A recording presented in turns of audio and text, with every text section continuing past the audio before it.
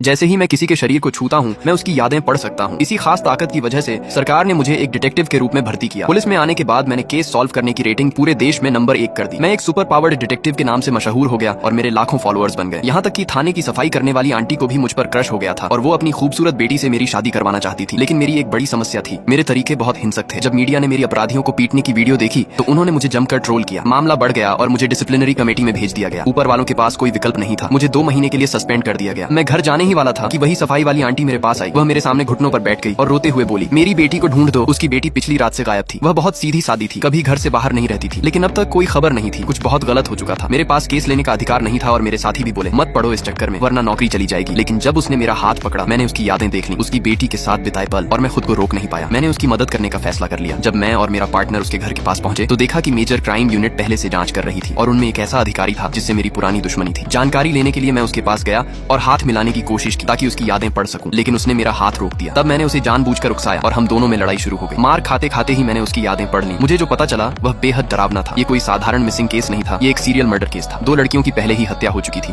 और एक लड़की अभी अस्पताल में जिंदा थी। मैं तुरंत अस्पताल पहुंचा क्योंकि मुझे उसकी यादें पढ़कर कातिल का पता लगाना था और आंटी की बेटी को बचाना था। मैंने सुरक्षा कपड़े पहनकर उस लड़की के कमरे में प्रवेश किया, लेकिन जब मैंने उसकी यादों में देखा सब कुछ टूटा फूटा था। उसके सिर पर गहरी चोट लगी थी, इसलिए उसकी यादें साफ नहीं थी। फिर भी मुझे एक सुराग मिला। उसकी यादों में एक लाल रंग का सुअर दिखा। मैं उसी सुराग के पीछे चल पड़ा, लेकिन तभी अस्पताल में मैं गलती से एक आदमी से टकरा गया। जैसे ही मैंने उसे छुआ मैंने देखा कि वही आदमी उस लड़की को मार रहा था। उसे भी समझ आ गया कि मैं सच्चाई जान चुका हूँ और वह तुरंत भाग गया। मैं उसके पीछे पागलों की तरह दौड़ा, लेकिन भीड़ भरी सड़क पर मैं उसे खो बैठा। तब मैंने एक अजीब तरीका अपनाया। मैं रास्ते में हर इंसान को छूने लगा ताकि उनकी यादों से उसका रास्ता पता लगा सकूं। आखिरकार जब मैंने एक बूढ़े आदमी को छुआ मुझे उस हत्यारे के भागने की दिशा मिल गई।